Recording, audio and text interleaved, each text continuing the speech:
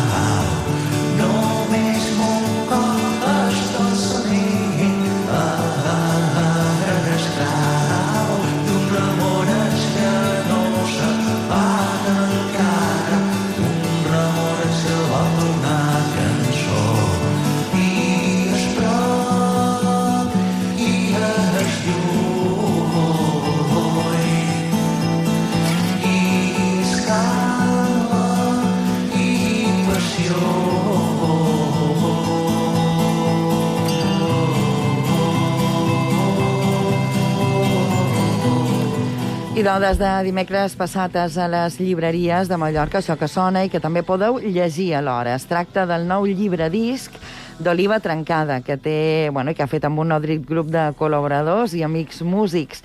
En aquesta ocasió ha musicat poemes de qui va ser la primera poeta moderna en llengua catalana, Maria Antònia Salvà, mallorquina, com ja sabeu. El 2020 va ser l'any dedicat a aquesta escriptora tan estimada a la seva terra i va ser també l'any del confinament per la pandèmia de la Covid-19. Tindran res a veure aquests dos fets, coincidents en l'aparició, com dèiem ara, de Cel d'Hora Baixa, en format de llibre disc coral, i ara ho sabrem perquè ja li demanam a Petoni Ferrer, que és l'artífex d'aquesta novetat editorial i musical. Moltes gràcies per haver vengut i enhorabona per aquest disc i aquest llibre tan guapos. Gràcies, bon dia, gràcies. I de tots els temes d'aquest treball són poemes musicats del poemari Cel d'Hora Baixa, de Maria Antònia Salvà, que va ser, com dèiem, la primera poeta moderna, se la considera, no?, en llengua catalana. No és el primer pic que li dediques un disc, ja ho vares fer amb Lluneta de Pagès l'any 2007, però com s'ha gestat aquest nou projecte? Com has volgut continuar fent feina amb ella? O sobre la seva obra? Doncs, m'agrada molt la poesia en general i durant tots aquests anys vas composant música damunt poemes. En Maria Antònia Salvà, en Joan Alcover, en Joan Brossa, no? I tenia, en aquests anys, havia recopilat trossos, cançons, peces musicals.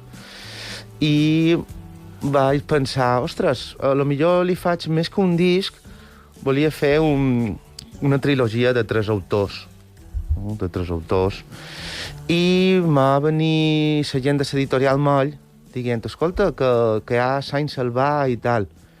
I va ser una coincidència de tot. Jo no estava posat en el tema de que fos Sant Salvà el 2020 ni res, sinó bàsicament coincidències de la vida. Te pilla fent feina, no?, i tal, vull dir, aquí hi ha composicions musicals que tenen 5 anys, vull dir que... I va ser casual.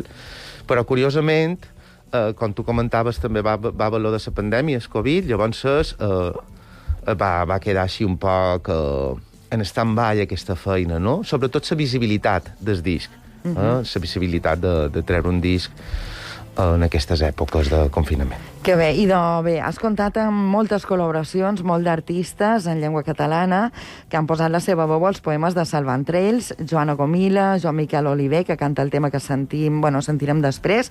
També hi ha Sofia Ramis, en Roger Pistola, Jaume Bergas, grans amics, grans músics, tots de primera línia. Grans persones, sí.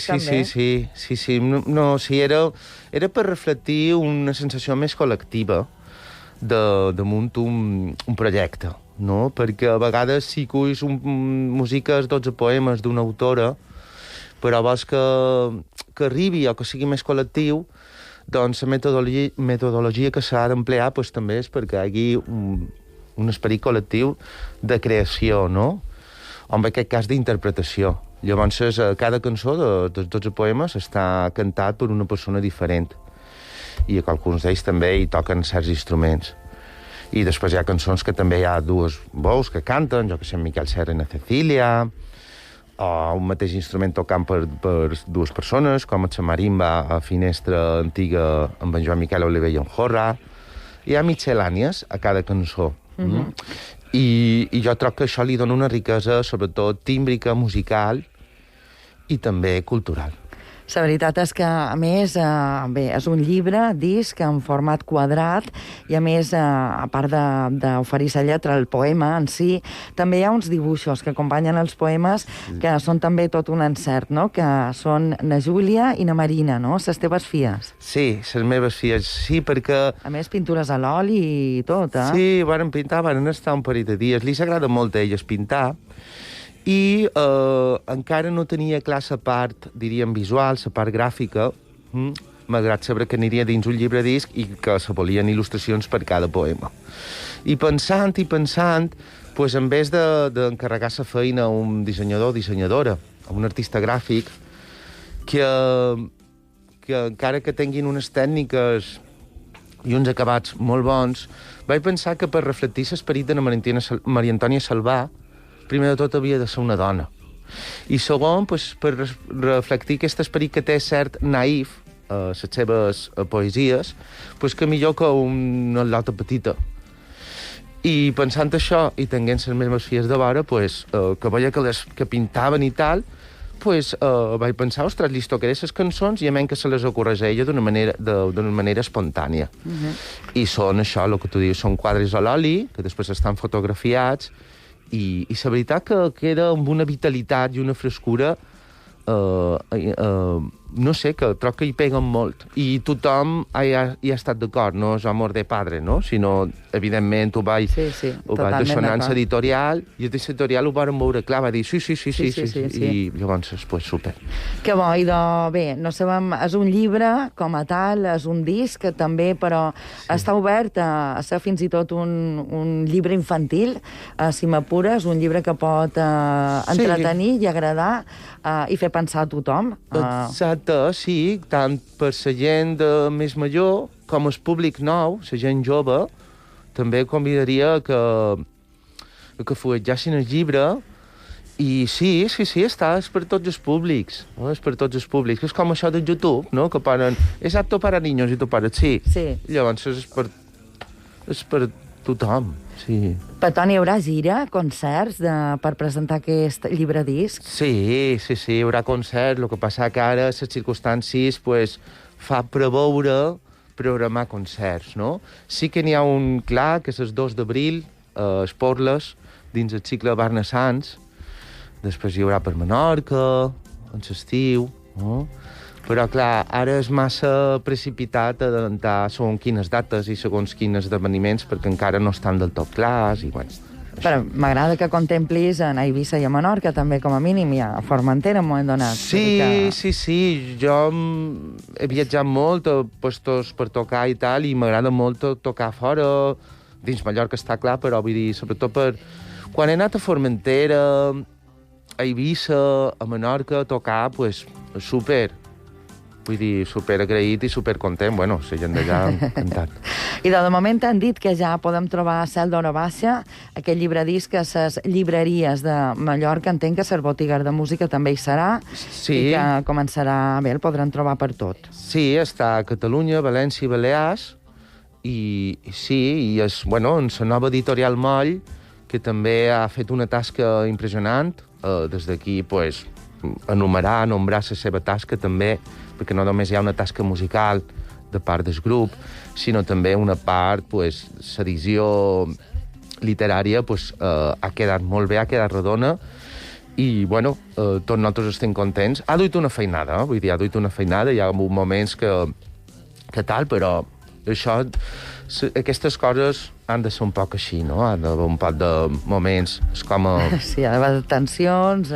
No és que hi hagi hagut tensions, sinó que hi ha hagut, pues, dificultats en el camí, no? És com una carretera amb batxes, pues ha hagut tal, però ha anat superguai. Vull dir, el resultat ha favorit en el resultat, i això estem molt contents. I també ja havies musicat textos de Joan Alcover, poemes de Joan Brossa, que també ho has dit en el principi. Serien aquestes dues línies o ja penses en qualque altre poeta per fer aquesta trilogia que deies al principi? Sí, bueno, en Miquel Ferrà, que era íntim amic de Maria Antònia Salvà i tal, sí, hi ha unes composicions fetes basades en uns poemes d'en Miquel Ferrà, i sí, però bueno, tira, la mallorquina. Primer anirem fent això i després ja veurem on ens duguis temps, perquè també les circumstàncies estan com estan. Estan molt complicades, però bé, mos agrada molt aquest projecte en tant de color, amb molta d'il·lusió, que ha engrescat a tanta de gent i que al cap i a la fi ret homenatge també a Maria Antònia Salvà, que se considera la primera poeta moderna en llengua catalana i tal vegada no és prou coneguda entre els joves. No sé quina sensació tens, però a través d'aquestes feines la seva obra continua actual, vigent i continua en promoció i en divulgació. Sí, hombre, a part de Maria Antònia Salvà hi ha molt de poetes que no són molt coneguts entre els joves perquè el que li passa a la poesia és que a vegades el format de la poesia no permet ser accessible per a tots els públics. Ja no per totes les edats, sinó per tots els públics, inclús en qüestions socials o socioeconòmiques. I està guai apropar la poesia amb una altra, vestida d'una altra manera, però sempre respectant el manco dels seus versos.